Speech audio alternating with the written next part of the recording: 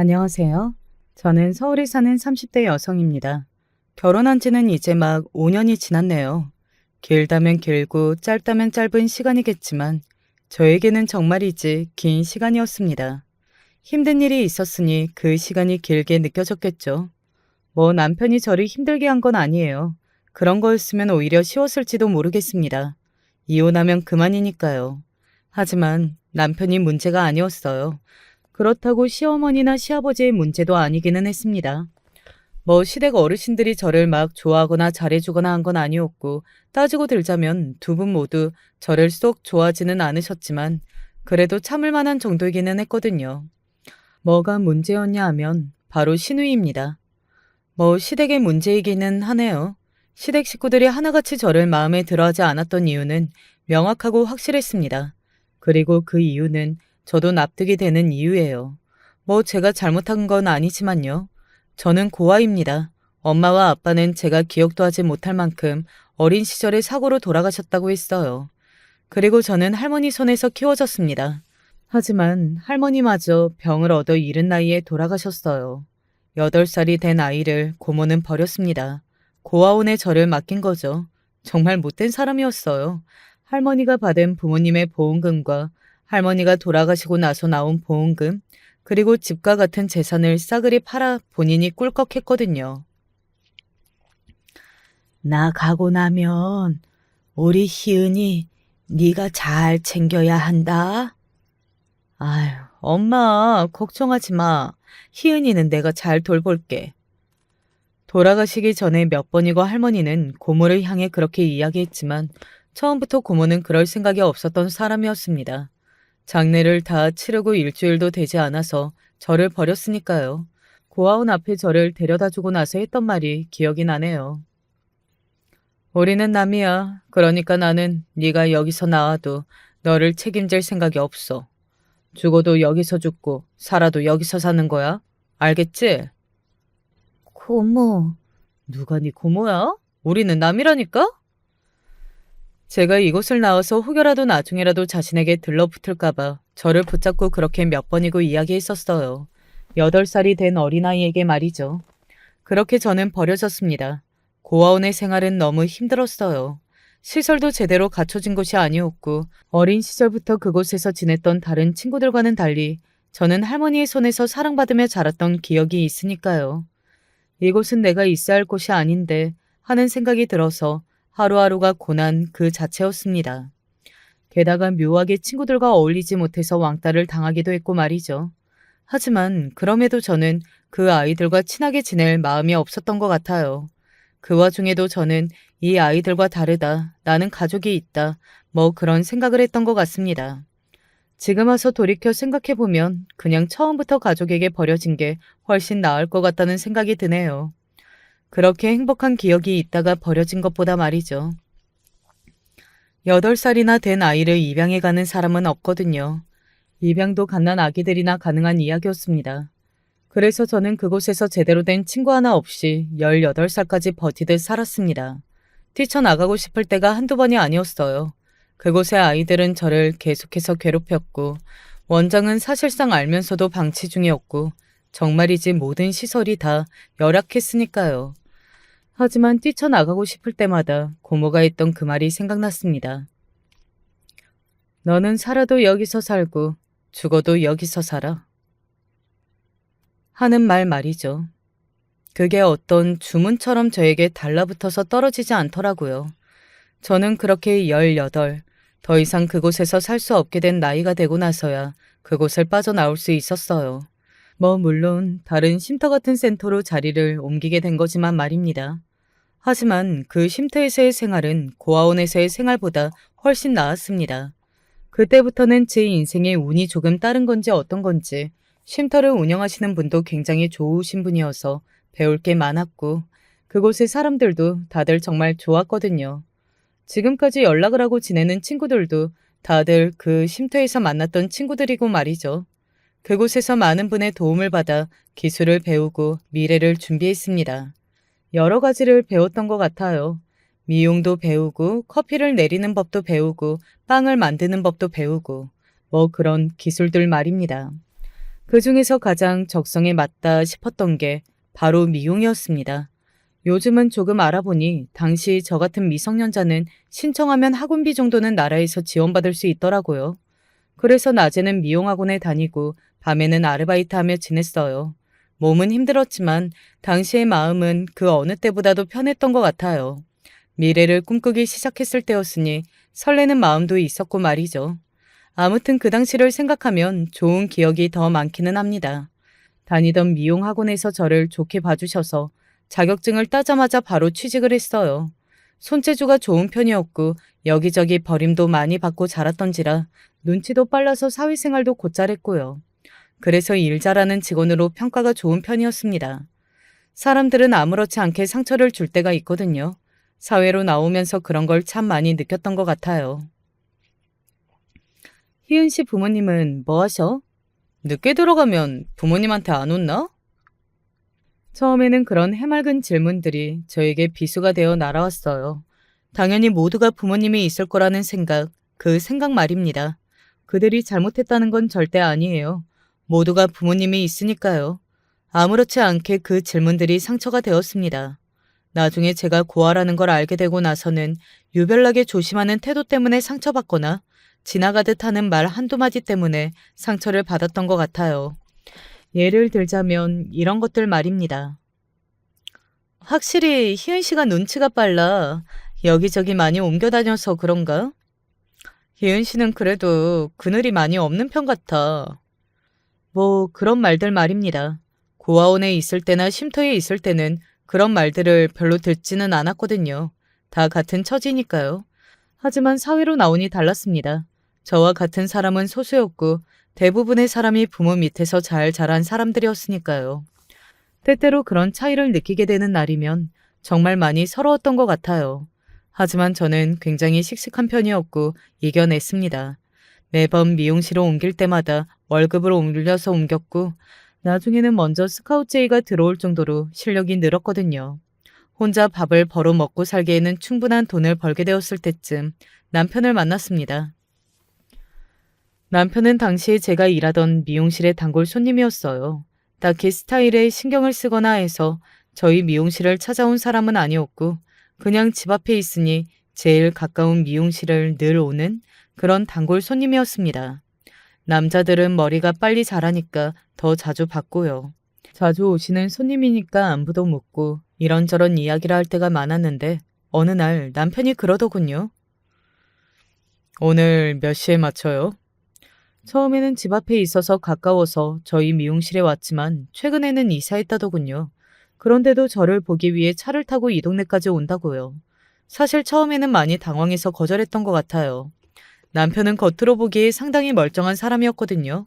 인물도 괜찮았고 그간 했던 이야기들로 미루어 보아 굉장히 좋은 직장을 다니고 있는 걸 알 수 있었고요. 무엇보다 당시 그 미용실에서 집이 가까웠다고 했잖아요. 거기가 굉장히 비싼 동네였거든요. 아무렇지 않게 커트비로 7, 8만 원을 쓸 수 있는 남자. 저는 그런 사람과는 어울리지 않는다고 생각했으니까요.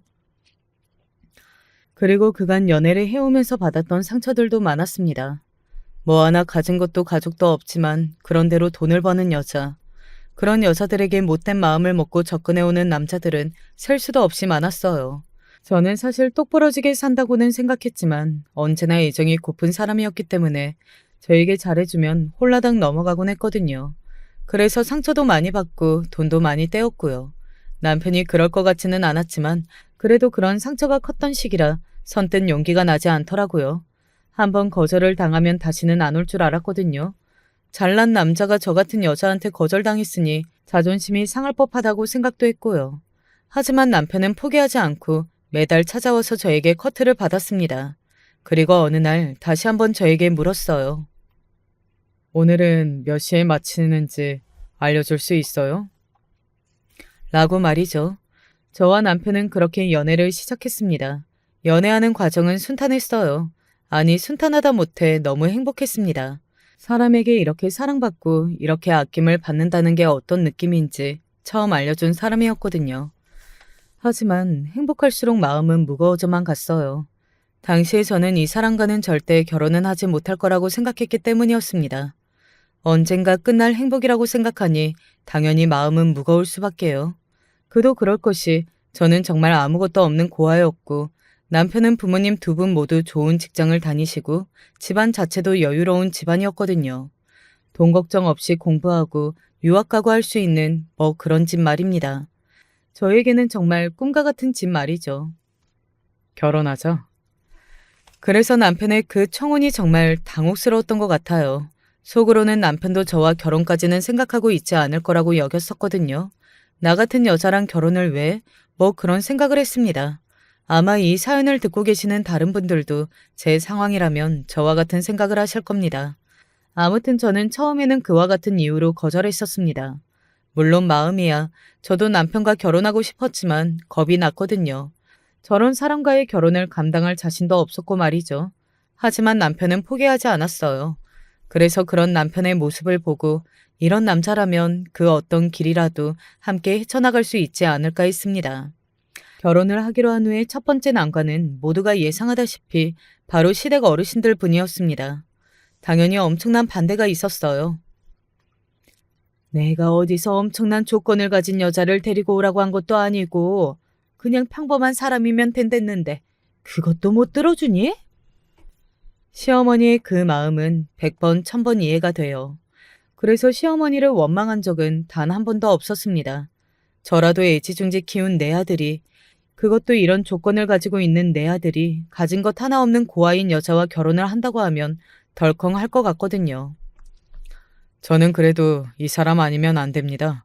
평생을 함께할 사람인데 제가 확신이 있어야지 않겠습니까? 남편은 그렇게 꾸준히 시댁 어르신들을 설득했습니다. 물론 남편의 설득에도 쉽지 않기는 했어요.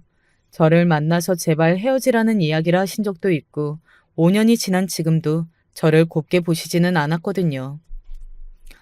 그래도 손주가 태어나고 나서는 한층 느그러진 것 같아서 다행이라고 생각하고 있지만 말이죠. 저를 탐탄치 않게 여겼던 건 시어머니와 시아버지뿐만은 아니었습니다. 뭐? 고아? 나는 태어나서 고아를 본 것도 처음인데 그런 사람이 내 올케가 된다고? 오빠 정말 미쳤어? 제정신으로 어떻게 이런 결혼을 해? 남편에게는 여동생이 하나 있었거든요. 시누이는 정말 노골적으로 저를 미워하고 싫어했어요. 시어머니와 시아버지의 그 행동과 말들이 양반이라고 느꼈던 데에는 시누이의 공이 지대했습니다. 막말하지 마. 이제 네 옳게 될 사람이야. 누구 마음대로 옳게래? 나는 싫어. 싫다고. 어디 가서 쪽팔리게 옳게가 고아라고 어떻게 말하고 다니냐고. 시누이가 악을 쓰고 끝까지 반대했지만 이미 시댁 어르신 두 분이 허락 아닌 허락을 하신 상황에서는 시누이도 어찌할 방법이 없기는 했습니다. 남편이 워낙 완강하기도 했고 말이죠. 그래도 남편을 조금 무서워하기는 했거든요. 결혼식 날에도 신부 대기실에 앉아있는 저에게 굳이 찾아와서는 이런 말을 했던 시누이가 생각이 나네요. 나 같으면 이런 결혼 절대 못할 것 같은데. 언니도 진짜 대단한 것 같아요. 나는 쪽팔려서 신부 입장도 못할 것 같거든요. 식장 들어가 봐요. 하객들 수준 차이가 눈으로 보여요. 당연히 그럴 수밖에 없었죠. 저는 아는 어른들이 없었고 초대한 친구들도 쉼터에서 같이 지낸 친구들이거나 미용 일을 하면서 만난 사람들이 대부분이었으니 일반적으로 젊은 사람들 치고도 튀는 편에 속하는 친구들이 많았거든요. 하지만 남편 쪽 하객들은 시부모님들 지인의 친척들의 남편과 시누이의 친구들도 제 친구들과는 분위기가 사뭇 달랐으니 말입니다. 지금 내 친구들이랑 친척마다 신부 뭐하는 사람이길래 하객들이 저러냐고 물어보는데 내가 진짜 쪽팔려서 뭐라 말도 못하고. 사실 시누이는 말을 격하게 해서 그렇지 어느 정도는 이해되는 상황이기는 했습니다. 아마 그래서 제가 더 기가 죽지 않았나 하는 생각이 들어요. 억지를 부린다고 생각했으면 차라리 무시하기 쉬웠을 텐데 제가 생각해도 하객들이 너무 달랐고 나라면 정말 부끄럽겠다 하는 생각이 들었으니 더 상처가 되었던 거겠죠. 결혼식에서부터 그런 이야기를 들었으니 제 결혼 생활이 순탄치 않았을 거라는 건 다들 짐작할 수 있으시겠죠. 저도 처음에는 정말 그렇게까지 할 생각이 없었거든요. 쌓이고 쌓여서 결국에는 폭발하게 된 거니까요. 이제부터 그 쌓이고 쌓이게 된 시누이와 저와의 이야기를 시작해 볼까 합니다. 지금까지는 사실 예고편에 지나지 않아요. 시누이는 시어머니보다 더 했습니다. 그래도 요즘 같은 시대에 무슨 생신상이야. 엄마, 원래 결혼하고 첫 생신상은 며느리가 차리는 거라는 거 몰라? 너도 안 한 걸. 나랑 올케랑 같아? 물론 시어머니도 때때로 저를 무시하는 것 같은 행동들이나 말을 하기는 했지만 그건 무의식 중에 나오는 말들이었고 대부분은 나름대로 노력이라는 걸 하시긴 하셨습니다. 뭐 어떻게 되었든 간에 이제는 한 가족으로 지내야 하니까 포기하신 부분도 있으시고요. 하지만 시누이는 다분히 의도적이었고 악의가 있었습니다. 매번 말이죠. 이걸 지금 먹으라고 만든 거예요? 맛이 이상해요? 아니, 어렸을 때부터 고생 많이 하고 자란 사람들은 음식 같은 거 잘하지 않나? 엄마가 없으니까 본인이 해 먹을 거 아니에요. 그런데 왜 이렇게 못해요? 제가 요리에 재능이 있다고 생각해 본 적은 없었지만 그래도 나름대로 잘했거든요. 신우이의 말처럼 저는 어린 시절부터 제가 해서 먹었기 때문에 어느 정도는 했습니다. 그리고 그날의 그 음식은 대부분 그냥 먹을 만한 정도도 되었어요. 신우이는 처음부터 그럴 생각이었던 겁니다. 저를 향한 트집, 그게 목적이었으니까요. 아니, 뭐 하나 제대로 하는 게 없어. 이래서 집안 교육이 중요한 건데. 교육받을 집안이 없었으니 원. 너는 사람을 앞에다 두고 말을 그렇게 하니? 내 말이 맞잖아. 교육받을 집안이 없었던 거. 엄마도 그랬잖아. 저런 근본도 없는 애를 어떻게 며느리로 들이냐고. 얘도 참, 그때는 그때고. 신우이가 정말 기가 세다는 말을 어디를 가나 들었거든요. 그래서 그런지 온 집안 식구들이 신우이가 그렇게 나오면 길을 제대로 펴지 못했습니다. 저희 남편만 빼고 말이죠. 너, 손이 사람인데 적당히 해. 어디서 못 배워먹은 애처럼 굴어?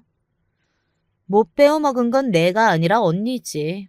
더 배웠다는 애가 이렇게 인성이 글러먹은 걸 이야기하는 거잖아. 공부 잘하면 뭐하니? 이렇게 인간이 덜 됐는데. 뭐? 오빠 지금 말 다 했어? 나한테 이런 소리 듣기 싫으면 적당히 해. 너 진짜 추해 보이니까. 사람이 그렇게 심술궂게 굴면 못 써. 나중에 얼굴에 그 성품이 다 드러난다. 벌써 주름진 거 봐라. 신우이가 저에게 못되게 굴 때면 남편이 중간에서 저런 식으로 이야기했기 때문에 신우이는 어느 순간부터는 남편이 있는 그 자리에서는 저에게 크게 별말을 하지 않았어요. 대신 남편이 없을 때는 그 강도가 더더욱 심해졌습니다. 우리 집에 와서 청소 좀 해요. 제가요? 우리 집에서 놀고 있는 사람 언니 말고 없잖아요. 저는 결혼하고 나서 일을 하고 있지 않았거든요. 하지만 아무리 제가 일을 하고 있지 않다고 해도 저에게 청소와 빨래를 시킬 권리가 신우이한테 있는 건 아니잖아요. 뭐예요? 그 눈빛은. 지금 하기 싫다 이거예요? 제가 아가씨 집에서 일을 하려고 노는 건 아니잖아요. 그때는 저도 너무 어이가 없어서 그렇게 이야기했었던 기억이 나네요. 지금 저한테 말대꾸하신 거예요? 지금 생각해도 제 말에 신우이가 말대꾸라고 한 게 정말 화가 나다 못해 어이가 없기는 한 것 같습니다. 나이도 제가 더 많았고 무엇보다 제가 손이 사람이잖아요. 그런데 저에게 말대꾸라뇨? 그건 저를 아래로 보고 있으니 할 수 있는 표현인 건데 말이죠. 말대꾸라뇨? 말대꾸 맞잖아요. 왜요? 나이도 많고 손이 사람인데 말대꾸라는 말 들어서 자존심 상해요? 그러면 처음부터 잘하던가. 아니 그 전에 그런 조건으로 우리 집에 시집을 오지를 말았어야지. 원래 신우이가 믿고 싫고 하기는 했지만 그래도 어느 정도는 좋게 보려는 마음과 그래도 내가 잘하면 언젠가는 이 관계가 조금이라도 나아질 수 있겠지 하는 생각이 있었거든요. 하지만 그날을 기점으로 그게 많이 깨진 것 같아요. 특히 사람을 증오하게 될 수도 있구나 하는 생각을 하게 해준 두 번째 사람이었습니다. 네, 첫 번째는 저희 고모이고요. 그날을 계기로 저는 신우이에게 잘하려고 노력하지 않았던 것 같아요. 잘 봐줄 마음이 하나도 없는 사람을 향해서는 내가 아무리 노력을 해봐야 다 소용이 없다는 걸 그날 깨달았던 것 같습니다. 그리고 그런 사람이 잘 봐주는 것도 무슨 의미가 있나 싶었고요. 그런 생각을 하던 어느 날이었어요. 이번 아버지 생신은 어떻게 할 거예요? 오빠랑 이야기해볼게요. 남자가 그런 거 세심하게 신경 못 쓰잖아요. 게다가 바깥 일로 바쁜 사람을 그런 것까지 신경 쓰게 만드는 건 너무 이기적인 거 아니에요? 언니는 하는 일도 없으면서 그런 거 하나 생각을 못해요, 왜? 오빠가 자기랑 의논하자고 먼저 이야기했어요. 제가 그렇게 이야기하니 머쓱한지 입을 다물더군요. 그러면 그렇다고 먼저 이야기를 해야지. 그러고는 괜히 그렇게 소리를 지르고 말입니다. 그날 이후 깨달은 게 있었습니다. 아, 남편을 이용하면 대화를 더 빨리 끝낼 수 있겠구나 하는 것을 말이죠. 그래서 그 다음부터는 남편을 써먹었어요. 집에서 언니가 밥해요. 오빠가 나가서 먹자고 하더라고요. 맛있는 거 사준다고. 그날 우리 집 와서 반찬 좀 해줘요. 그날 오빠랑 놀러 가기로 했어요. 이번 주말에 엄마 집에서 다 같이 모이기로 했는데 일찍 가서 청소 좀.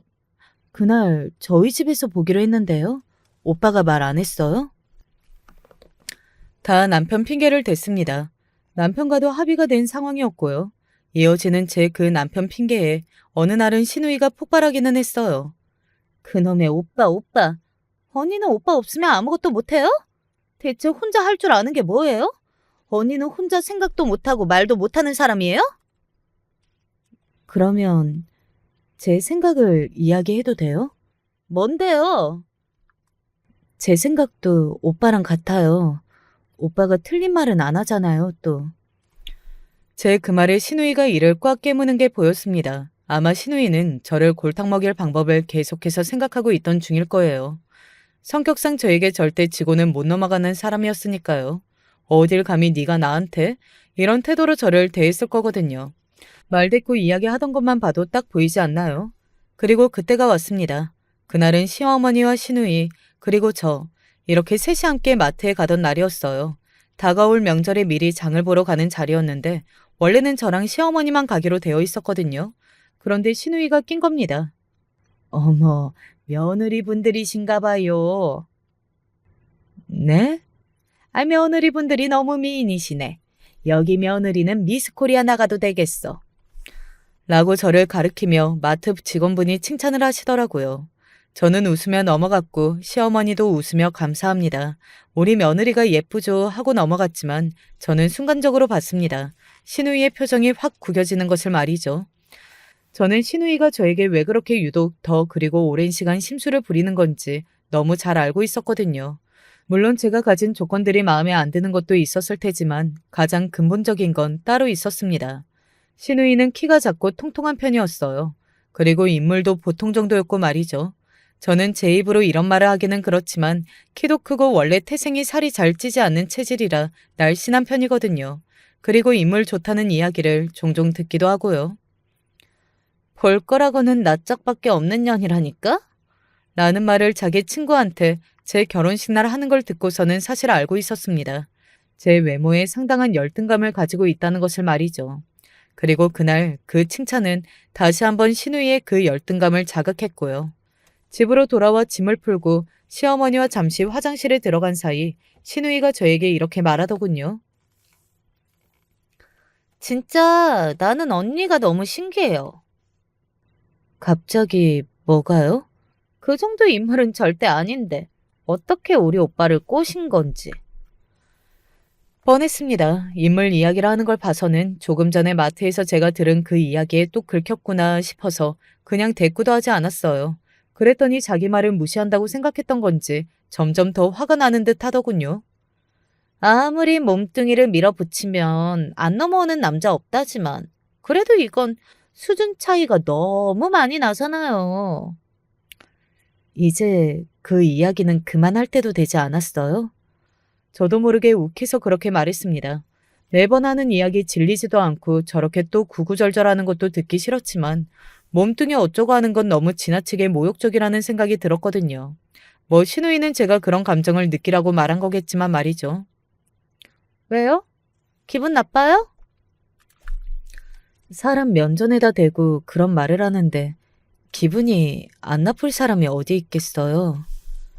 주제를 알아야지 기분 나빠할 주제예요? 그 주제 이야기도 좀 그만하세요. 오빠 말처럼 그런 이야기를 하면 그 이야기를 하는 사람의 수준만 보여주는 거라는 걸 왜 모르세요? 야, 말 다 했어? 신우이는 거기서 욱했는지 버럭 소리를 지르더군요. 그것도 너라고 하면서 말이죠. 신우이의 그런 반응에 기분이 나쁘거나 하지는 않았어요. 하지만 이어지는 말에는 기분이 나빴습니다. 고학년 주제에 감히 우리 오빠를 꼬셔서 결혼하고 우리 집안 며느리가 된 것도 모자라서 이제 나도 우습게 봐? 네가 지금 제정신이야? 어? 엄밀히 따지고 보자면 제가 아니라 오빠가 먼저 꼬신 거거든요. 내가 너 같은 년들을 몰라? 남자들 안달복달하게 만들려고 일부러 거절하면서 애달게 만드는 거 꽃뱀들 수법. 제가 지금 꽃뱀이라는 거예요? 다를 게 뭐야? 몸뚱이로 신분 상승해보겠다고 남자한테 들이대서 결혼하고 인생 역전한 게. 그렇게 이 집안에 들어왔으면 주제를 알고 알아서 기어야지. 이게 어디서 신우이 말에 말대꾸나 하고. 너 진짜 죽고 싶어? 어? 아마 저는 그날 신우이가 그렇게 나오지만 않았어도 평생 참고 모르는 척 했을 겁니다. 뭘요? 신우이의 비밀을요. 저는 신우이의 비밀 하나를 알고 있었거든요. 당장 사과하세요. 뭐? 당장 사과 안 하시면 저도 제가 무슨 짓을 할지 몰라요. 내가 너 같은 거한테 왜 사과를 해? 너 정말 돌았니? 어? 후회하지 마시고 사과하세요. 후회? 웃기는 년이네, 이거. 지 주제도 모르고 상황 파악도 안 되고. 하여튼 멍청한 년들은 답도 없어요. 답도 없어. 너나 앞으로 나한테 까불지 마. 진짜 죽여버리는 수가 있으니까. 알겠어? 아, 진짜 짜증나게. 신우이는 그렇게 이야기하면서 저를 무슨 쓰레기 보듯 위아래로 훑어보더니 밖으로 나가버리더군요. 서러웠습니다. 나는 잘못한 게 하나도 없는데 부모가 없다는 이유로 남편보다 그놈의 조건이 떨어진다는 이유로 이런 말을 들으며 이런 수모를 당하고 있다는 것이 말입니다. 남편만 아니었으면 진작에 이혼했을 텐데 남편에게 받은 것도 고마운 것도 너무 많아 그러지 못하는 것도 슬펐고요. 저는 그때 결심했습니다. 죽이 되든 밥이 되든 나는 이제 더 이상 신우이와는 가족으로 지낼 수 없다는 사실 말이죠. 왜냐하면 그때 저는 신우이에 대한 감정이 증오 수준이었거든요. 가만히 둘 수 없었습니다. 저는 집으로 가는 길에 누군가에게 바로 전화를 했어요. 그건 바로 아주버님이었습니다. 신우이의 남편 말이죠. 아주버님은 굉장히 놀라서 제 전화를 받더군요. 당연했습니다. 1년에 한두 번 볼까 말까 하는 사이였고 그마저도 인사만 주고받지 그 외의 대화는 나눠본 적이 없었어요. 아마 제가 전화번호를 알고 있다는 그 사실만으로도 충분히 놀랐을걸요. 그런데 할 이야기가 있다고 만나자고 하니 얼마나 놀랐겠어요. 저한테 용건이 있으시다는 이야기 듣고 굉장히 많이 놀랐어요. 무슨 일이신데요? 심각한 일은 아니죠? 표정은 이미 굉장히 심각해 보였습니다. 평생 연락이라고 먼저 할 것 같지 않은 사람이었던 제가 연락을 했으니 굉장히 큰일이 생겼나 보다 하는 생각을 하고 나온 거겠죠. 그리고 아주버님의 그 예상이 맞기는 했어요. 저는 굉장한 폭로를 할 생각이었거든요. 모르는 척 하려고 했는데 도저히 그럴 수가 없어서요. 아셔야 할 것 같아서 알려드리는 거니까 제가 이야기했다는 말만 아가씨한테 하지 말아주세요. 제 그 말에 잠시 생각을 하는 듯 하던 아주버님이 고개를 끄덕이더군요. 저는 그 모습을 보고 제 휴대폰을 내밀었습니다. 그곳에는 사진 몇 장이 있었고 그 사진을 확인하는 아주버님의 얼굴이 굳다 못해 사색이 되었습니다. 그 사진은 다름 아닌 신우이의 불륜 사진이었어요. 신우이는 아주버님을 두고 다른 남자와 불륜 관계를 지속해오고 있었거든요. 아니, 이 사람은... 그리고 그 상대의 상간남은 아주버님도 아는 사람이었습니다. 네, 그 옆집 남자. 바로 신우이의 집 옆집에 사는 남자였거든요. 사건의 전말은 이랬습니다. 신우이가 사는 그 집은 결혼을 하고 단 한 번도 이사를 했던 적이 없었거든요. 신우이가 결혼한 지 7년 정도 되었습니다. 결혼을 조금 일찍 한 편이기는 했어요. 그리고 옆집 남자도 7년 동안 이사를 하지 않았고요. 그리고 그 상간남도 유부남이었습니다. 7년이 넘게 옆집 이웃으로 사는 젊은 부부. 당연히 친해질 수밖에 없는 조건이었어요. 그래서 동선애와 그 옆집 부부는 친했습니다. 같이 밥도 먹으러 다니고 여행도 다니고 저도 몇 번 인사를 받은 적이 있어서 얼굴을 알 정도니까요. 그 불륜을 알게 된 날 이야기를 조금 해드려야 할 것 같네요. 그날은 신우이가 먹고 싶다는 반찬을 해다가 가져가는 날이었습니다. 처음에는 거절을 한 번 했었는데 또 주제를 모르느니 어쩌느니 하면서 소리를 고래고래 지르는 바람에 제가 그냥 해주겠다고 한 날이었어요. 그런데 집 앞에 와서 벨을 눌렀는데 아무런 응답이 없는 겁니다. 그래서 신우이에게 전화했어요. 그런데 그냥 대문 앞에 두고 가요. 아니, 아무리 금방 와도 날이 더운데. 제가 바로 코앞이라 그러니까 그냥 두고 가요. 상관없으니까. 코앞이면 잠깐 기다릴게요. 아, 거친 말 맞네. 그냥 두고 가라면 두고 가요. 신우이가 그렇게 버럭 소리를 지르는데 그 감도가 휴대폰 너머로 들려오는 감도가 아니었습니다. 마치 옆에서 이야기하는 듯한 느낌이 들었거든요. 그래서 주위를 두리번거렸는데 옆집 창문이 열려져 있더군요. 저도 모르게 일어난 일이었습니다. 어떤 직감이 있었던 건지 어떤 건지 그냥 이끌리듯 열린 창문 안을 들여다봤습니다. 그리고 그 안에서 엄청난 장면을 목격하고 만 겁니다. 신우이와 옆집 남자의 불륜 행각 말이죠. 한동안 저는 충격받은 얼굴로 멍하니 서 있었던 것 같아요. 그리고 저도 모르게 사진을 찍었습니다. 정말 순식간에 벌어진 일이라 사진을 찍고 나서도 내가 이 사진을 왜 찍었지? 이런 생각이 들더군요. 그만큼 저도 제 행동을 이해할 수 없었습니다. 그리고 지우지도 못했어요. 어딘지 모르게 그걸 무기로 가지고 있어야겠다는 생각이 들어서 말입니다. 그걸 이런 식으로 정말 써먹게 될 날이 올 거라는 건 몰랐지만 말이죠. 멍한 얼굴로 그 사진을 들여다보는 아주버님의 모습을 보고서는 잠깐 후회 같은 걸 했던 것도 같아요. 제 분풀이는 분풀이고 아주버님으로서는 정말 날벼락 같은 소식이잖아요.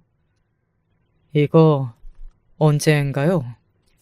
평정심을 되찾은 듯한 목소리와 표정으로 아주버님이 차분하게 물었습니다. 아주버님도 전문직에 종사하는 똑똑하고 능력 있는 사람이었거든요. 그래서 어딘가 다르구나 하는 생각을 했던 것도 같네요. 이런 순간에도 이성을 찾을 수 있다는 게 말입니다. 얼마 안 됐어요. 그러면 이것들이 아직도 이직거리 하고 있을 확률이 높겠네요. 작게 중얼거리는 그 말투에서 알 수 있었습니다. 아주버님은 정말 많이 화가 났고 그 두 사람은 진짜 큰일이 났다는 사실을 말입니다. 덜컥 겁이 나기는 하더군요. 아주버님의 눈이 이성을 잃은 사람처럼 약간 돌아가 있다는 생각이 들어서 말이죠. 제가 그런 걱정을 하는 걸 알았는지 아주버님이 저를 보고 말했습니다. 걱정하지 마세요. 저한테 말씀하셨다는 건 비밀로 해드릴 테니까. 제가 가만히 고개를 끄덕였어요. 사실 걱정하는 건 그것 말고도 하나 더 있기는 했지만 그건 말하지 않았습니다. 제가 신우이를 보내려고 폭로를 한 건데 신우이가 걱정된다고 말할 수는 없잖아요. 그런데 그 순간 아주버님의 얼굴을 보니 신우이가 걱정이 안 될 수가 없더라고요. 저도 무서웠거든요. 대신 이 사진 저한테 주실 수 있으세요? 저는 고개를 끄덕였습니다. 그러고는 바로 전송했어요. 아주버님은 감사하다고 짧게 인사를 하고서는 그대로 돌아서 나갔습니다. 그러다 문득 저를 돌아보고 이렇게 말하더군요. 궁금하시면 내일 저희 집으로 오세요. 라고 말이죠. 처음에는 그게 무슨 뜻인지 몰랐는데 하는 생각이 들더라고요. 내일 그 집안이 사단이 나도 나겠다는 생각 말입니다. 사실 궁금해서 간 것보다 걱정이 돼서 간 게 더 크긴 할 겁니다.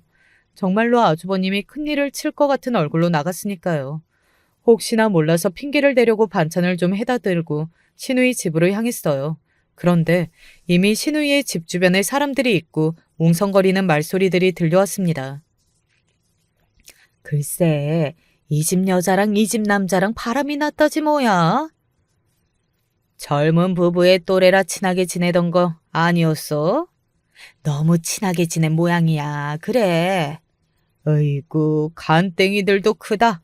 이렇게 바로 눈앞에서 안 들킬 거라고 생각한 건가? 원래 바람 피우는 년놈들은 지들이 잘 숨기는 줄 알아.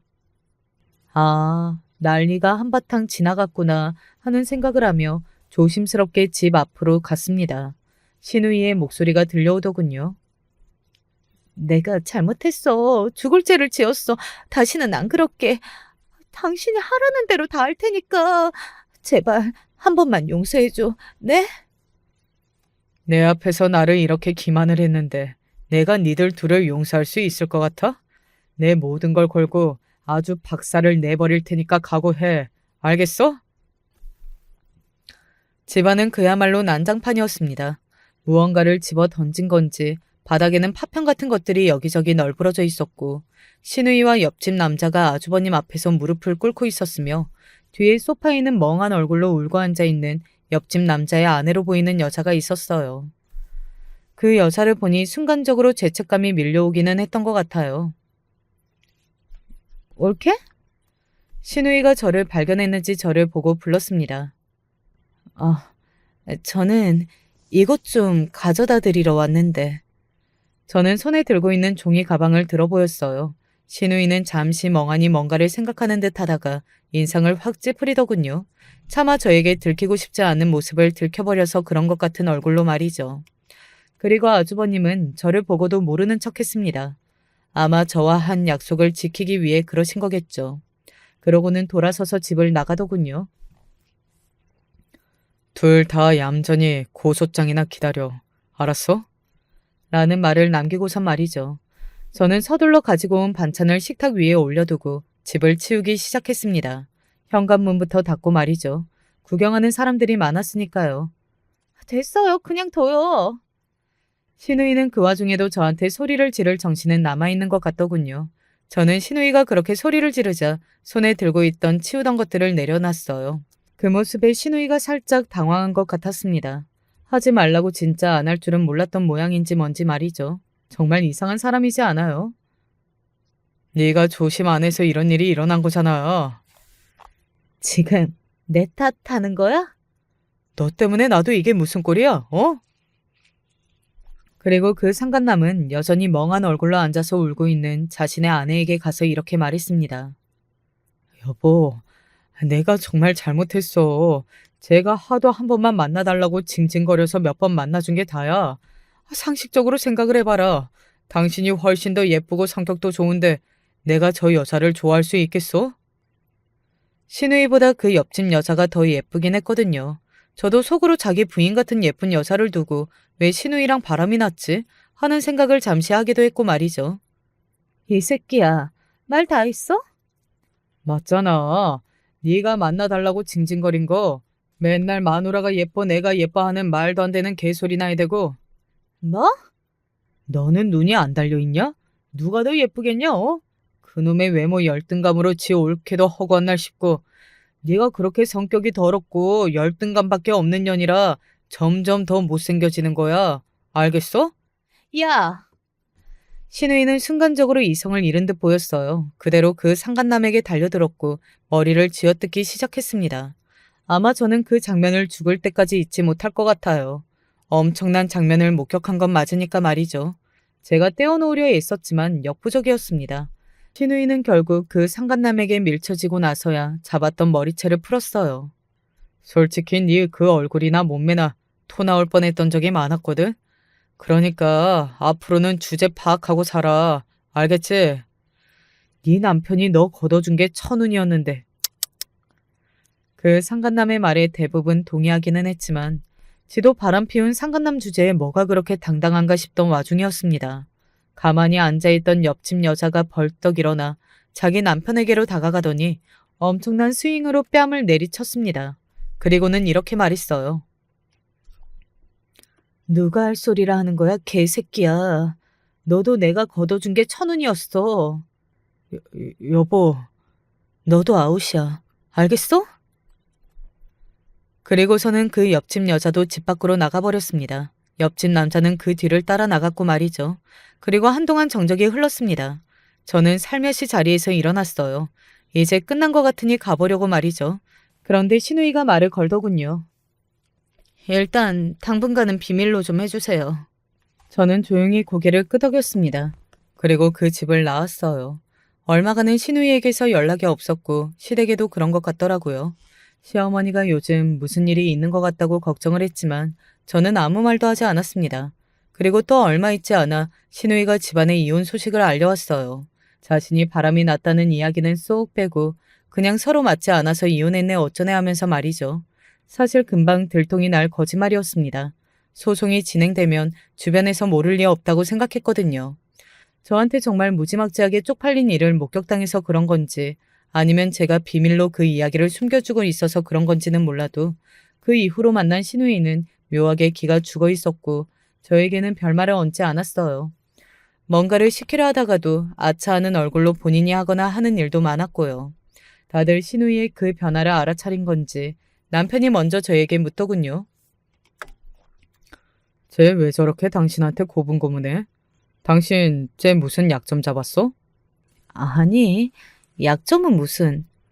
저를 보고 갸웃하던 남편이 웃으며 말했습니다. 잡았으면 잘 써먹어. 쟤는 기가 좀 팍팍 죽어야 해. 라고 말이죠.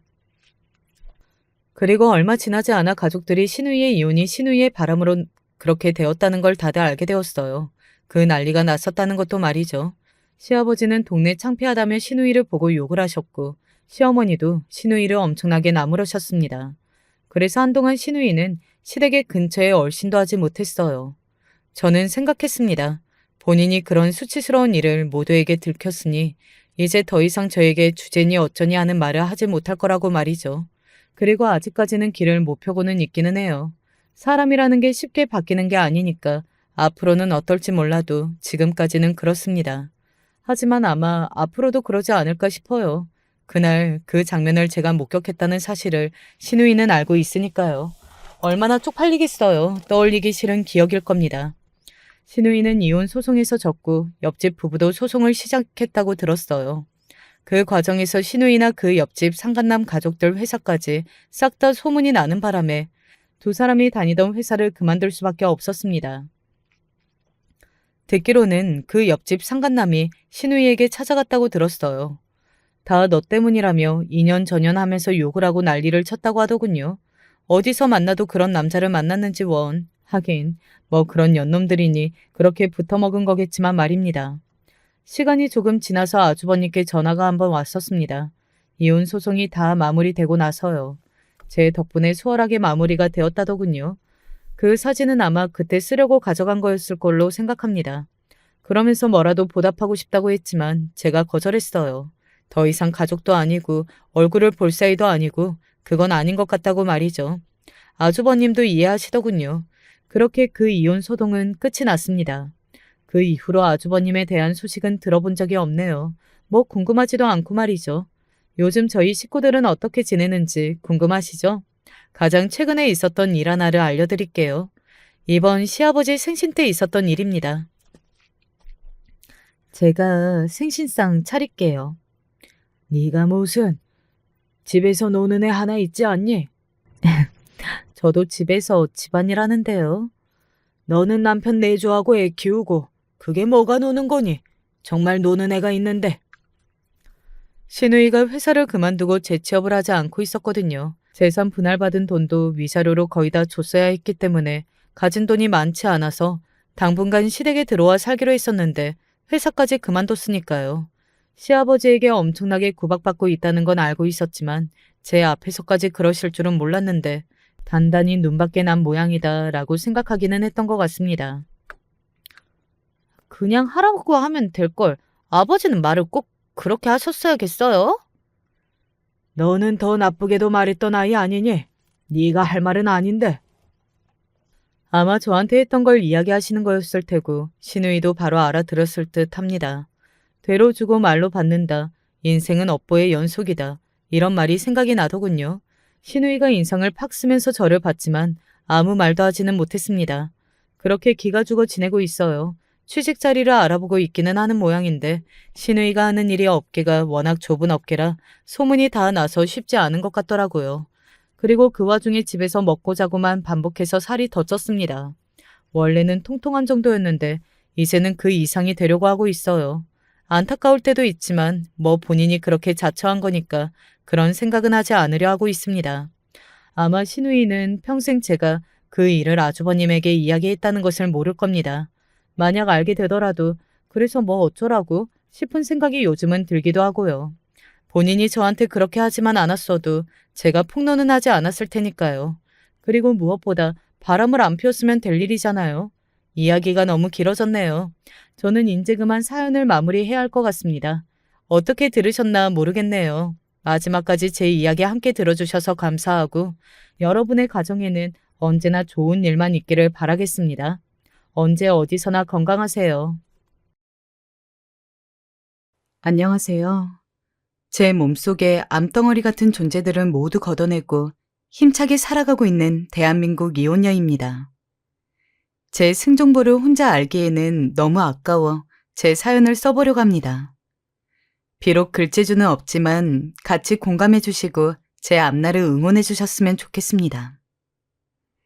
이 정도면 저와 잘 맞는 사람이라고 생각했습니다. 뭐 저뿐만 아니라 남편도 저를 보고 그렇게 생각했을 겁니다.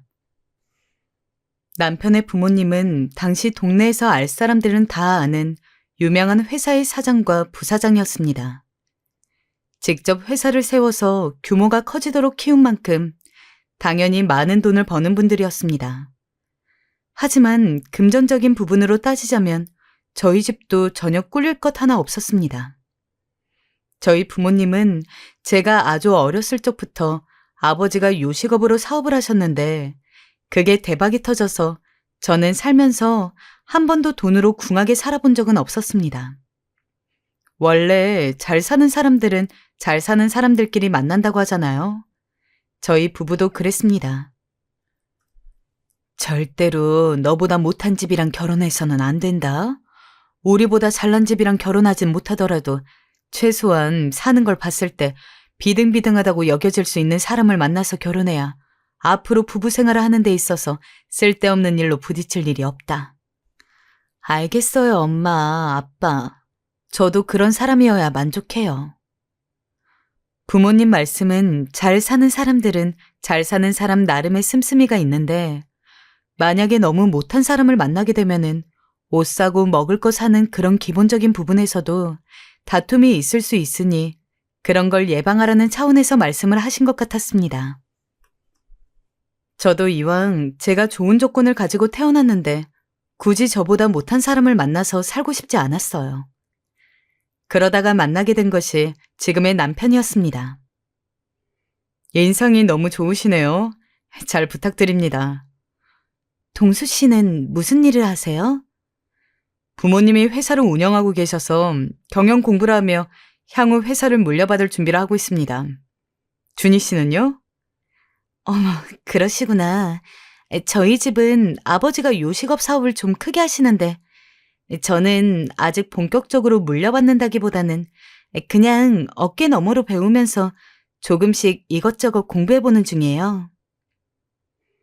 대화를 나누기 전부터 입고 온 옷차림 자체가 그 나이 때 다른 사람들보다도 훨씬 더 깔끔하고 딱 봐도 브랜드 값이 비싼 옷이라는 게 티가 나서 내심 집이 잘 살거나 본인이 돈을 잘 버나 보다 싶었는데 이야기를 들어보니까 견적이 딱 나오더라고요. 저랑 비슷한 수준이라는 게 말이죠.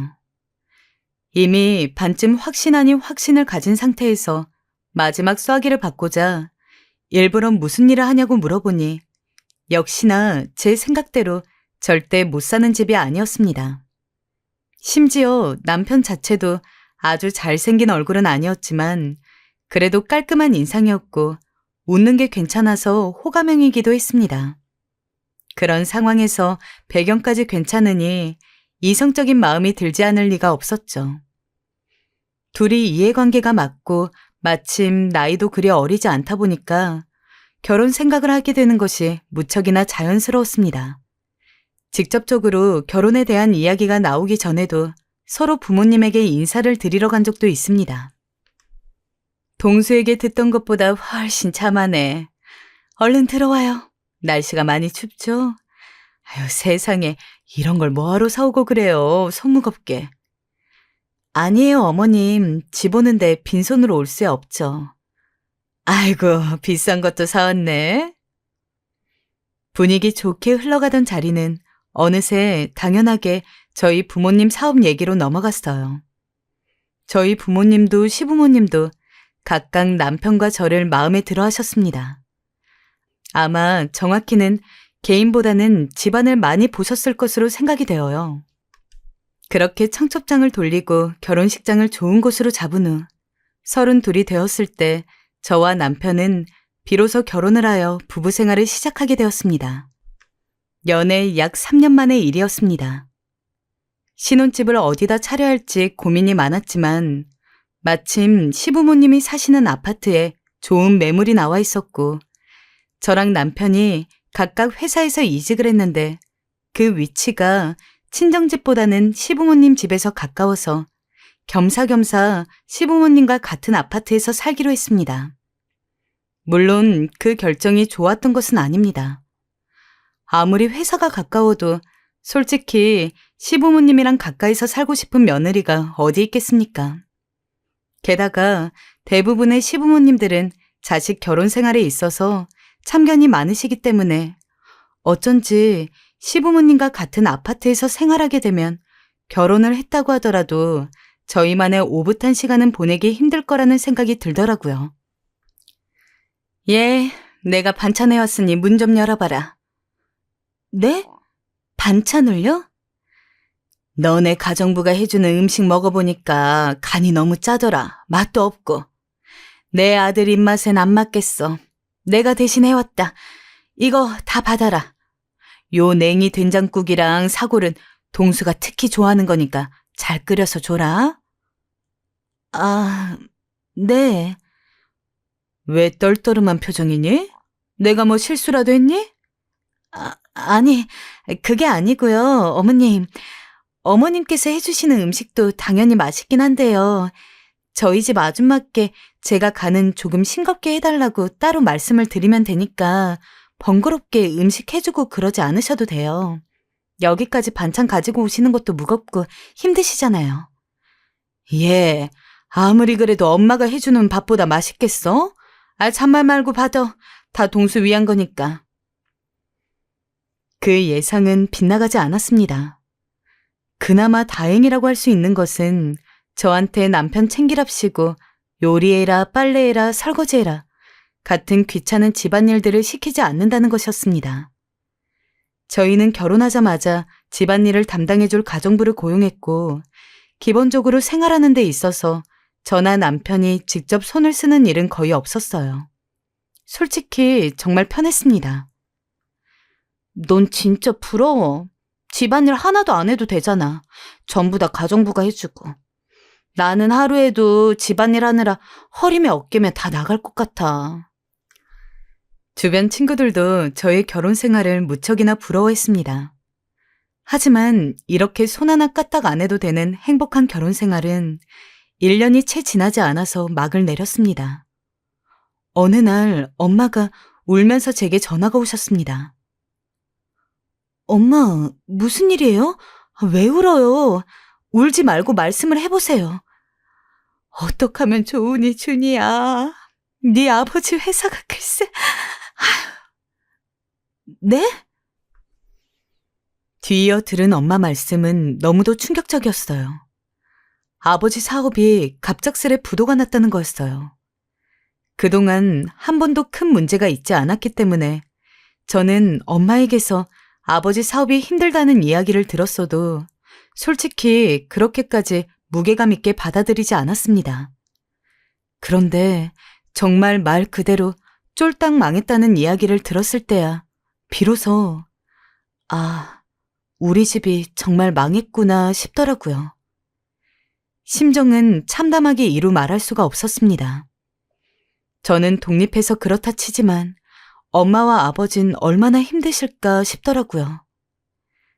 자기야, 어떡해. 우리 집, 우리 아빠 회사가 이렇게 망할 줄 몰랐어.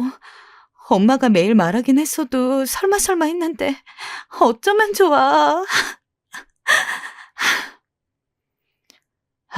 그래. 마음은 알겠는데 지금 와서 뭘 할 수 없잖아. 마음 잘 추스려. 나 피곤하니 먼저 잘게. 미안해.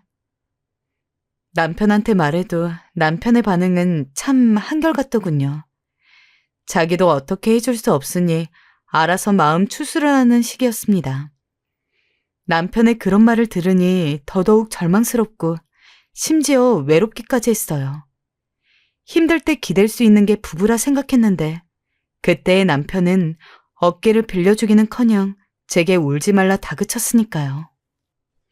그리고 참 귀신 같게도 그 타이밍에 맞춰서 시부모님은 제게 시집살이를 시키기 시작했습니다. 예, 쓸데없이 가정부 같은 거 쓰지 말고 어차피 할 일도 없는데 앞으로는 세아가 네가 집안일을 도맡아서 해라. 그렇게라도 해서 우리 동수도 아껴야지. 네, 어머니. 아무래도 그러려고 했어요. 가정부 아주머니는 나오지 말라 말씀드려.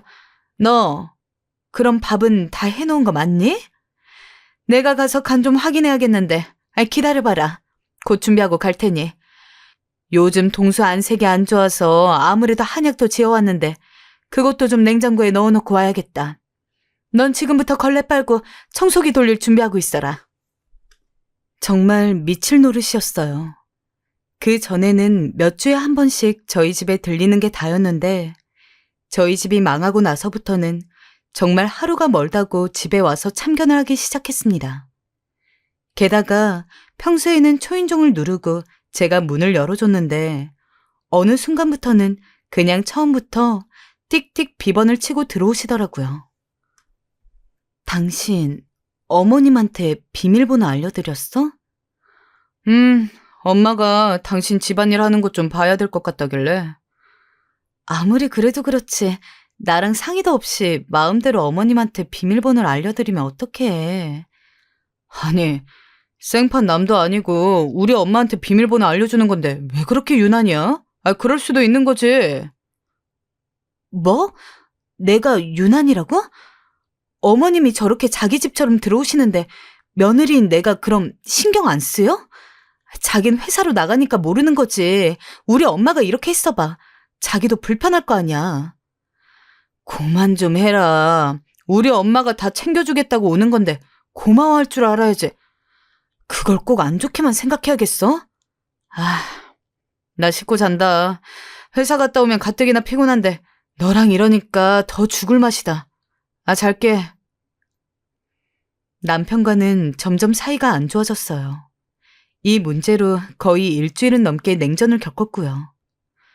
정말 밤에 눈을 감고 자는 게 두렵더라고요. 내일은 또 무슨 일로 저를 시어머니가 들들 볶을지 몰라서요. 아무리 나쁜 말 안 들으려고 철저하게 준비를 해도 시어머니는 아주 작은 부분에서 트집을 잡아서 저를 혼내고는 했습니다. 게다가 몇 개월이 지난 후부터는 단순히 집안일을 가지고 뭐라고 하는 것이 아니라 제가 아무것도 안 하고 자기 아들 돈만 축낸다는 식으로 저를 모욕하고는 했습니다. 물론 대놓고 하진 않았어요. 그랬다간 제가 난리가 날 테니 은근슬쩍 말을 돌리셨어요. 너 이거 얼마인데 이런 비싼 소금을 쓰니? 네? 이거 그냥 중저가인데? 마트에 더 싼 거 있을 거 아니야. 혹시 네 돈 아니라고 함부로 막 쓰고 그러는 거니? 어머니, 저 가성비 따져보면서 재료나 하나하나 신중하게 골라서 사곤 해요. 왜 이런 일로 절 의심하는 건지 모르겠어요. 저도 나름대로 가계부 적고 아끼면서 살고 있어요. 저번에 보니까 백화점 쇼핑백이 하나 있던데 동수 옷도 아니고 네 옷 산 거 아니니? 아울렛도 많고 여기 시장도 있는데 뭐하러 옷을 매일 백화점 가서 사니? 옷은 자고로 시장기 질이 좋다고 내가 말했잖아. 내가 이러니 널 의심하지 괜히 하겠어? 어머니, 저 그거 친구한테 생일 선물 받은 거예요. 동수 씨 돈 쓴 게 아니고요. 시어머니는 나중에야 제가 조금 화난 말투로 사실을 이야기하자 입을 꾹 다무셨죠. 왜 비싼 재료를 쓰냐부터 시작해서 자기 아들은 좋은 옷 사라면서 제가 백화점 옷 사면 돈 안 버는 네가 그런 걸 왜 사냐는 식으로 눈치 주는 시어머니. 정말 최악이었습니다. 결국 저는 취직을 하기로 결심했어요. 이렇게 집안일을 하면서 시어머니와 부딪힐 바엔 나가서 돈을 버는 게 나을 것 같았으니까요. 여보, 나 이력서 넣어서 붙은 데가 있어. 면접 보러 갔다 올게. 뭐? 당신 회사 다니겠다고? 음, 이제 굳이 집에 있을 필요가 없잖아. 나가서 돈이라도 벌면 좋지. 아, 그래. 나도 그게 나을 것 같다. 나 혼자 버는 것보단 네가 같이 벌어주면 편하지. 그런 결정해줘서 고마워. 남편은 당연히 싫어하지 않았어요. 오히려 외벌이가 아니게 되었으니 얼른 면접 보러 오라고 등을 떠밀었어요. 무조건 연봉 높게 쳐주는 곳 가라고 성화였고요. 그런데 시어머니가 남편 통해 이 소식을 들었는지 제게 전화가 왔어요. 얘야, 너 회사 다닐 거라며. 내가 생각을 해봤는데 말이다. 차라리 다른 데 가지 말고 우리 회사에서 일하지 그러니? 너 다니는 회사 거기 뭐 대기업도 아니고 연봉 수준도 그럭저럭이던데. 차라리 우리 회사 와서 일하면 안정적이고 좋지 않겠니? 잘 한번 생각해봐라. 시어머니의 제안은 갑작스러웠어요. 처음엔 당연히 가기 싫었어요. 가족 회사이긴 하지만 시어머니는 제게 가족이라기보단 그저 감시자 같은 존재였고 그 회사에서 일하다가 실수라도 하면 괜히 더 혼이 날 것 같았어요. 긁어부스럼 만드는 것보단 평범한 회사 가서 직장 생활하는 게 속 편할 것 같았습니다. 어머니, 생각해봤는데 저 그냥 원래 오라는 데 다닐게요. 거기가 집에서 가깝기도 하고 제가 하던 업무랑 잘 맞아서 경력 쌓기도 편할 것 같아요.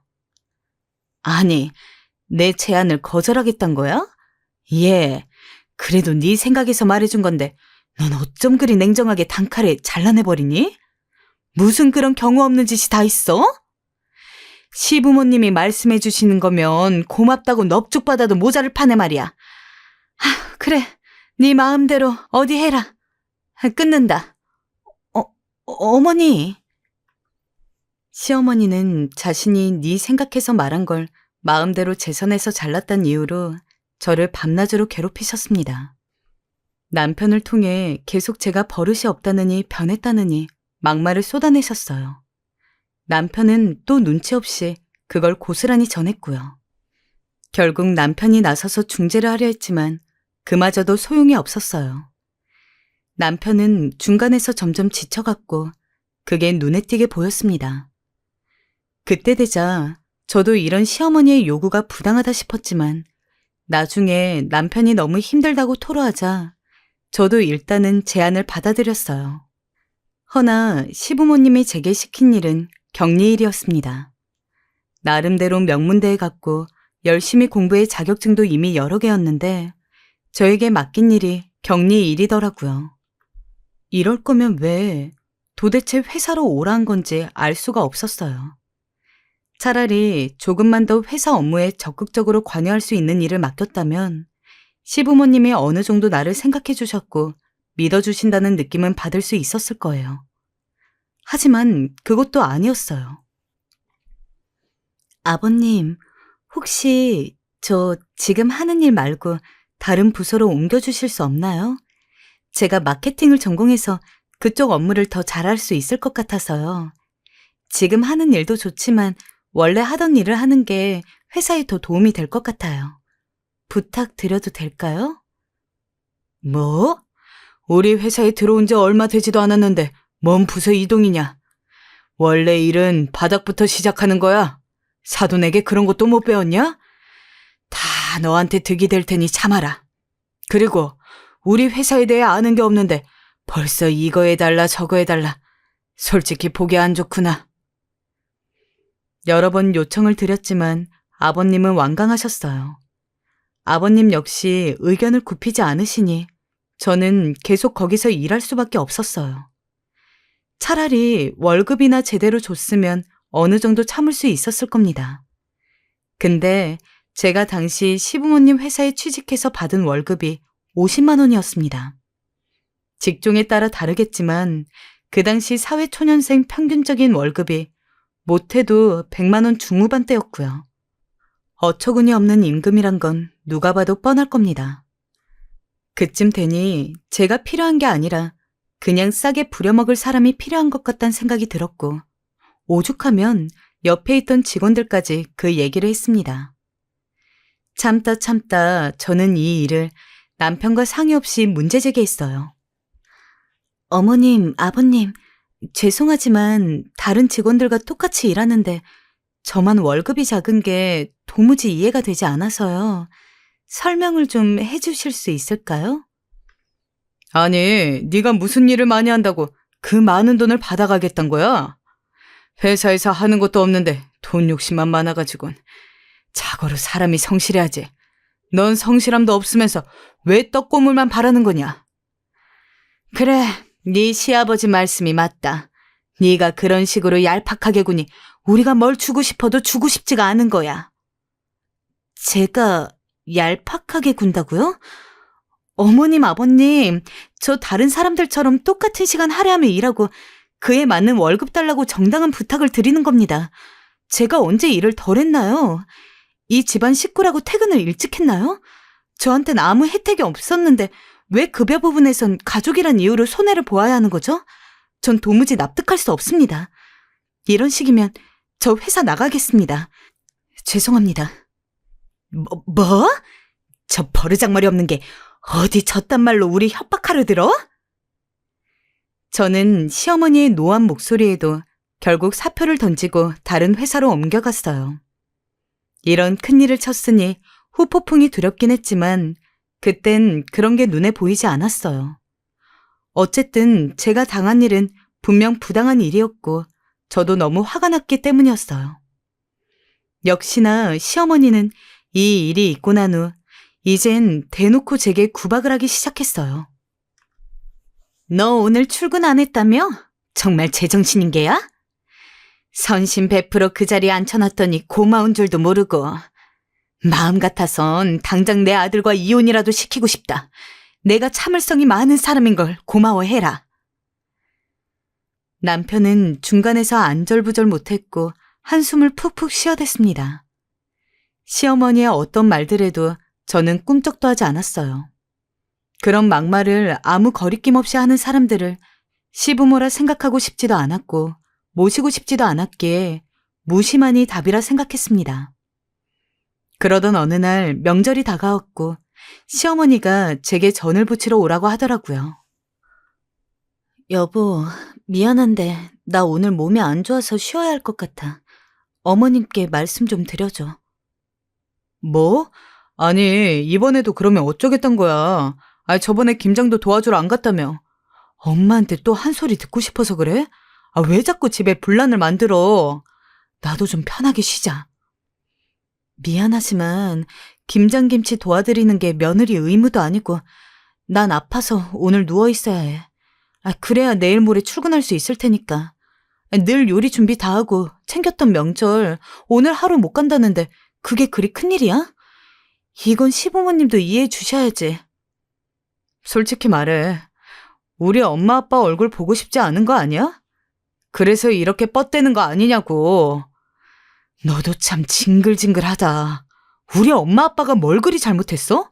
너 격리일 시켜주고 돈 주고 반찬 갖다 주고 그런데도 고마워할 줄 모르고 내가 왜 너 같은 애랑 결혼을 했는지. 참. 남편의 이 말은 부부싸움을 일으켰습니다. 저희는 그날 서로 언성을 높여가며 싸웠고 그날 저녁 남편만 시댁으로 가게 되었죠. 허나 참 저희 시어머니 대단하시더군요. 비밀번호 치고 들어오시더니 저에게 바락바락 소리를 지르시는 겁니다. 너 지금 명절날 안 오겠다는 게 말이 되니? 이대로 끝을 보자는 거야? 우리 아들이 니네 집 망한 것도 겨우 참아주고 있는데 그런 너 데리고 사라졌으면 고마울 줄 알아야지. 당장 내 아들한테 사과해라. 사과하라고. 안 그러면 이 집에서 짐 싸들고 나가야 할 줄 알아? 잠깐만요. 사돈, 그게 대체 무슨 말씀이세요? 아, 계셨어요? 사돈, 너무하신 거 아니에요? 아니, 저희 딸이 뭘 그리 잘못했다고 이런 폭언을 들어야 하는 건가요? 심지어 제 딸 지금 당신 아들과 싸우다가 열이 더 올라서 응급실에 잠깐 갔다 왔습니다. 아니, 부부 문제는 부부끼리 해결하게 내버려 두셔야지. 이게 무슨 경우입니까? 준이 너 지금까지 이런 대접받고 살았던 거니? 그날은 제가 남편과 싸우고 난 후 너무 눈물이 나 친정 엄마에게 전화를 걸었고 엄마는 우는 제 목소리를 듣고 너무 놀라 한 걸음에 달려오셨습니다. 그리고 엄마의 간호를 받으며 집안에 있었는데 그걸 모른 시어머니가 와서 난리를 쳤으니 저희 엄마도 속이 퍽 상하셔서 똑같이 소리를 높이신 거였어요. 엄마는 시어머니가 떠나신 후 제게 이혼하라고 난리를 치셨습니다. 난 네가 이런 대접받고 사는 줄 몰랐어. 그래도 이쁨 받으며 행복하게 사는 줄 알았다. 이런 집안이면 절대 시집 안 보냈을 거야. 세상에 집안 망한 게 죄이구나, 죄야. 엄마는 그날 저보다 더 많이 울음을 쏟아내셨어요. 전 엄마를 감싸며 괜찮다고 하다 저도 같이 울어버렸고요. 그때 처음으로 이혼 생각을 하게 되었습니다. 문득 뒤돌아보니 꿈꾸던 결혼 생활에서 너무나 멀어져 있었고 애도 없는데 더 이상 이 결혼을 끌고 가야 할 이유가 없는 것 같았습니다. 단지 이혼녀라는 꼬리표가 두렵고 부모님께 상처드리는 일이 될까봐 망설였던 건데 일이 이렇게 되자 정말 진지하게 고민하게 되었습니다. 그렇게 저희 부부는 별거를 시작했어요. 저는 부모님 집에 살며 회사를 다녔고 남편에게서 오는 연락도 무시했습니다. 그러면서 서서히 저희 둘 다 이혼이란 수순을 밟아 나가야겠다는 생각이 들었을 쯤 저는 너무도 충격적인 사실을 접하게 되었습니다. 바로 임신이었어요. 아이가 들어서지 않아 신경 쓰지 않고 지냈는데 하필 이런 순간에 아이가 찾아온 거였어요. 기쁜 소식이었건만 그 순간에는 서러워서 눈물이 나더군요. 애를 지울 순 없고 다시 또 지옥 같은 시간을 보내야 한다 여기니 가슴이 문드러질 것 같았습니다. 결국 저는 다시 아이 때문에 결혼 생활을 이어나가게 되었어요. 그런데 이번에 제가 신경 써야 할 것은 시부모님뿐만이 아니었습니다. 남편에게는 어린 여동생과 남동생이 하나씩 있었는데 시부모님은 언젠가부터 저에게 시누이, 시동생 뒤치다꺼리까지 시켰습니다. 물론 예전에야 일부러 그 일을 다 피하려고 했지만 어쩔 수 없이 시누이와 살게 되면서 일이 또 커지기 시작했어요. 시어머니가 어느 날 제게 전화를 해선 생전 없던 부드러운 목소리로 말씀을 하시더라고요. 네가 우리 윤정이랑 같이 살면 잘 챙겨줘야 한다. 한 달만 살고 나갈 테니 그 정도는 해줄 수 있지? 걔 혼자 독립해서 살게 냅두면 분명 밥도 맨날 사 먹을 거고 쇼핑만 하고 지낼 테니 내가 그 꼴을 볼 수가 있어야지. 네 시아버지 화 풀릴 때까지 한 달이라도 맡아다오. 내가 이리 부탁하마. 시어머니가 이렇게 말씀하시는 데는 다 이유가 있어요. 여기서 시누이에 대해 잠깐 말씀드리자면 시누이는 전형적으로 자기 부모 돈에 취해서 사람을 돈으로만 평가하고 자기보다 못 살면 무조건 아래로 보는 날라리나 다름없었어요. 자기 힘으로 사업을 해보겠답시고 줄줄이 다 말아먹었고요. 시누이는 시어머니에게도 골칫덩어리나 다름없었습니다. 그런데 돈 문제로 시아버지와 최근에 크게 싸웠는지 시누이가 독립을 선언했고 걱정이 되신 시어머니가 한 달만 시아버지 화 풀릴 때까지 맡아달라 한 거였어요. 여기 밥 좀 차려다 줘요, 언니. 언니, 내 방 청소 좀 하는 김에 같이 해주세요. 그런데 그런 애가 제대로 절 대우나 해주겠습니까? 게다가 저희 집 사업이 망한 건 시댁 식구들은 다 알고 있는 상황이었으니 더욱더 그랬죠. 저는 오라고 이야기하지도 않았는데 시어머니한테 집 비밀번호를 전해들었는지 제가 잠시 나갔다 오면 그 사이에 집에 와서는 온 집안을 다 어질러 놓고 있었고 저를 무슨 식모나 가정부처럼 생각하는지 밥 차려달라, 책상 지저분하니 청소해달라 등등 정말 온갖 걸 다 시켰습니다. 한참 어린 남편 형제들한테 그런 취급을 받는 건 시부모님에게 힐난받는 거랑은 다른 굴욕감이 있었습니다. 심지어 임신한 상태라 조심해야 하는데 시누이는 그런 배려도 하지 않으려 했어요. 저는 안 되겠다 싶어 시누이를 불러놓고 혼을 냈습니다. 아가씨, 분명히 말하지만 아가씨 지금 이 집에 얹혀 살고 계신 거예요. 아가씨 방전돈 아가씨가 청소하시고 밥은 알아서 챙겨 드실 수도 있으셔야죠. 제가 아가씨 전용 가정부도 아니고 이렇게까지 하는 건 아니지 않아요? 언니, 제가 언니한테 시키면 뭘 또 얼마나 시켰다고 생색이에요? 진짜 어이없네. 그리고 이런 말 하고 싶진 않았는데 언니가 이런 호화스러운 집에서 살 수 있는 건 다 우리 오빠 덕분이잖아요. 그럼 나한테도 어느 정도 감사하게 여기고 모시듯 잘 해줘야죠. 이런 식으로 생색내고 화내면 되겠어요? 뭐라고요? 아가씨, 지금 말 다 했어요? 할 말 더 남았는데 오빠가 말 조심해라 해서 참는 거예요. 아가씨, 이 집에서 나가세요. 전 더 참지 못하고 나가달라 했습니다. 시누이가 씩씩거리며 나가자 역시나 시어머닌 그것도 못해주냐며 길길이 날뛰셨고 남편도 말은 대놓고 못하지만 꿍한 표정이었죠. 아이를 낳고 나서 제 상황은 더 안 좋아졌어요. 차마 집에다 이야기하지도 못했습니다. 그래서 정말 죽은 듯이 참고 또 참았습니다. 밤마다 눈물이 나서 남편 안 들리게 몰래 운 적도 여러 번이었습니다. 힘든 것에 대해 남편과 상의를 안 해보려고 한 것은 아니지만 남편도 은근슬쩍 시부모님이나 시누이가 저를 부려먹고 막대하는 게 맞는 것처럼 굴고 똑같이 저를 무시하더군요. 당신 오늘 일찍 들어와? 내가 알아서 들어올 테니 신경 꺼. 무슨 말만 해도 까칠하게 굴고 아예 말도 없이 외박을 하고 다니는 경우도 있었습니다. 의심이지만 정황상 바람을 피우는 게 아닐까 싶었지만 물증이 없어서 끙끙 앓기만 하는 날들이 지났습니다. 그 지옥 같은 삶을 버틸 수 있었던 이유는 아이 때문이었어요. 제 인생의 빛과 같은 우리 아이가 있었기에 참을 수 있었습니다. 그러나 너무 오래 속을 썩은 걸까요? 어느 날 청척병력 같은 소식을 전해 듣게 되었어요. 유방암입니다. 다행히 심각한 정도는 아니지만 일단 수술이 필요해서 최대한 빠르게 입원하셔야 할 것 같습니다. 이상하게 건강이 너무 나빠진 것 같아서 별 생각 없이 검진을 받으러 갔다가 유방암 진단을 받았습니다. 불행 중 다행으로 말기는 아니었고 초기에서 조금 지난 정도였습니다. 하지만 수술이 필요하다고 입원을 하라더군요.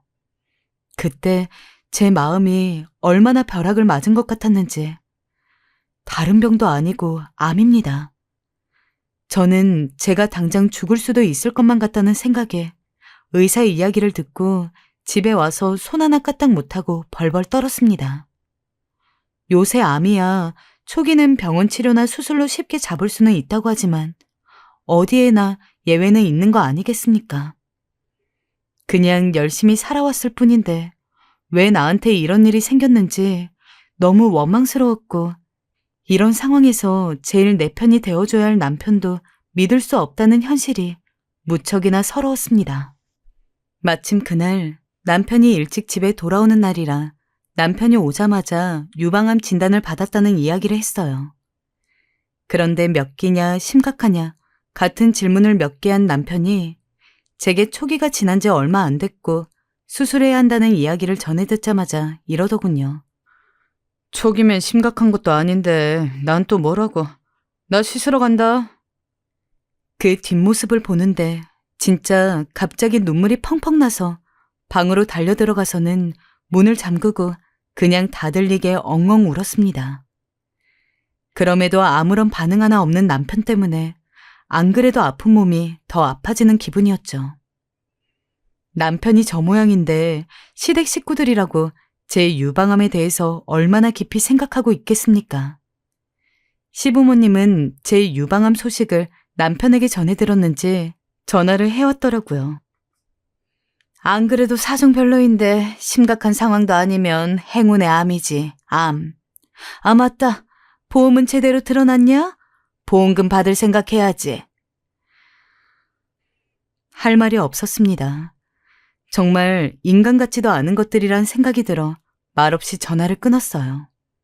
그리고 남편도 시부모도 제가 수술을 하는 날 딱 한 번 병원에 들리고 그 이후는 요양을 하든 치료를 하든 연락 한 통 없었죠.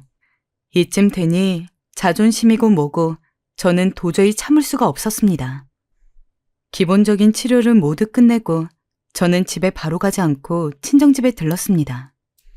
그리고 부모님에게 사업이 망하고 그동안 시댁 식구들과 남편에게 어떤 일들을 당했는지를 미주알 고주알 늘어놓았습니다.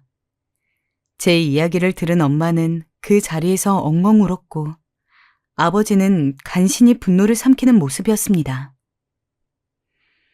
이놈의 자식, 내가 그때 다리 몽둥이라도 부러뜨렸어야 했는데 어떻게 아픈 사람한테 그따위 말을. 안 되겠다, 나도 못 참아. 아버진 곧바로 남편을 찾아가 멱살을 잡았습니다. 그런데 남편의 반응이 더 가관이었어요. 아직도 잊을 수가 없네요. 우리 집안 무시한 것도 모자라 아픈 내 딸한테 뭐? 별게 아니라고? 네 집 부모들이 널 그리 가르쳤냐? 어? 아, 장인어른 이러지 마세요. 유방암 초기이고 심각한 것도 아닌데 왜 이러세요? 그리고 망하셨으면 얼른 재기나 하세요. 이러실 시간이 있으신가요? 뭐? 이 망할 놈의 자식이! 저는 그 사건이 있고 난 후 결심을 했습니다. 엄마, 아빠, 저 이혼할게요. 그래, 잘 생각했다. 잘 생각했어. 엄마가 진작 그러라 했잖아. 얼른 다 정리하고 엄마 집으로 들어와. 부모님이 저의 이혼 이야기를 적극 반긴 것은 당연한 일일 것입니다. 그렇게 친정에 들렸다가 바로 집에 가서는 거실에서 팔자 좋게 늘어져 TV를 보고 있는 남편에게 바로 말을 꺼냈습니다. 우리 이혼하자. 뭐? 이혼하자고. 애는 내가 데려가 키울 거야. 지겹다. 그래, 그럼 서류 써놔. 나도 더 너랑 살기 싫다. 예상은 했지만 역시나 남편은 제가 이혼 이야기를 한 것에 대해서 한 번이라도 붙잡는다거나 하다못해 이유를 묻는다거나 하지 않았습니다. 오히려 제가 이혼 이야기를 하기를 기다렸다는 것처럼 아무렇지 않게 마저 TV를 보았습니다. 솔직히 차라리 그때만이라도 남편이 저를 같은 인간으로서 아내로서 대우해줬다면 저라고 해도 그렇게까지 이를 갈지는 않았을 겁니다. 하지만 마지막까지 절 제대로 봐주지 않는 남편의 모습에 이혼을 하면서 한 가지 결심했습니다. 바로 이 집 식구들을 몽땅 망가뜨려야겠다는 거였죠. 이혼을 하고 저는 먼저 꾸준히 치료를 받으며 비로소 완치 판정을 받았습니다. 저는 이혼할 때부터 갈고 있던 복수의 칼날을 들이밀 시간이 왔다는 것을 체감했습니다. 그래서 미리 계획해둔 것들을 차근차근 하나하나 터뜨렸습니다. 시부모님 회사에서 격리로 일할 때 세금이며 뭐며 돈 관련된 건 모두 제가 하다 보니까 혹시나 싶어서 일을 그만둘 때도 당시 그곳에서 일했던 자료들을 전부 개인 자료로 백업한 뒤 그만두었었습니다. 그리고 시부모님은 저에게 일을 시킬 때 최대한 세금을 안 내는 방법으로 머리를 굴려보라면서 불법적인 방법으로도 탈세를 시켰죠. 그래서 제가 가져온 자료들을 증빙 자료로 하여 세무서에 탈세로 신고를 했습니다. 그리고 지금도 탈세를 하고 있을 테니 조사라도 해봐야 한다고요. 물론 이뿐만이 아니었습니다.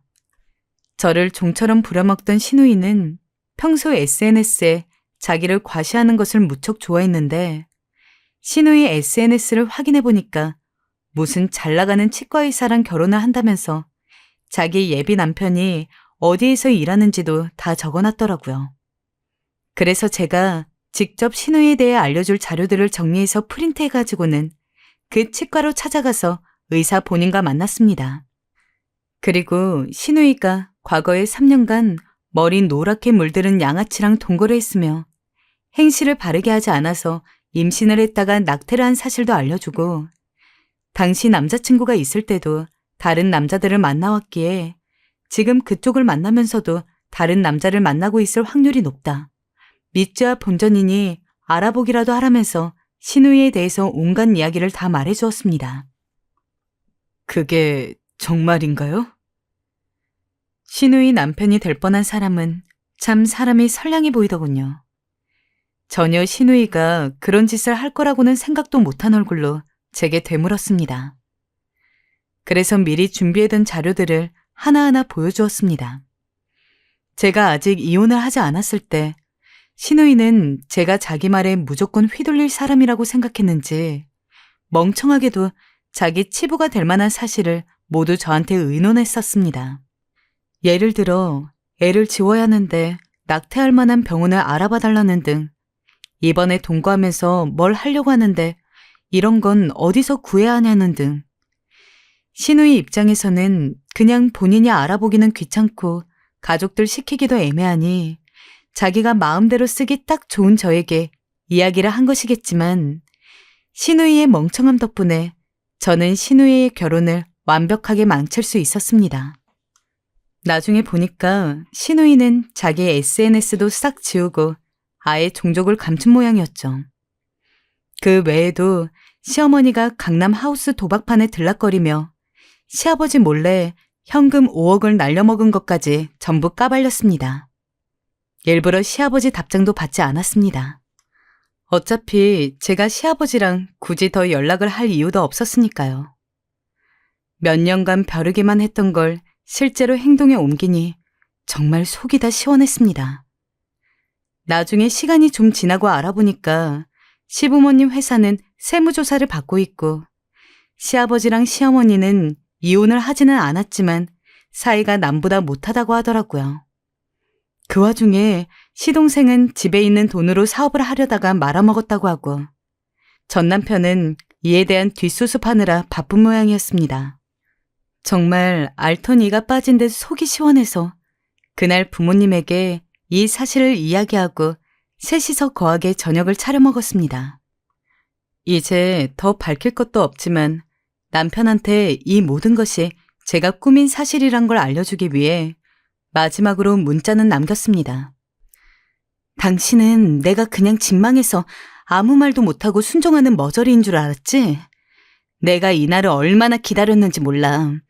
당신네 집 풍비박산 나고 당신이 그 뒷수습하느라 고생한다는 이야기 들으니 너무 행복해서 문자 보내.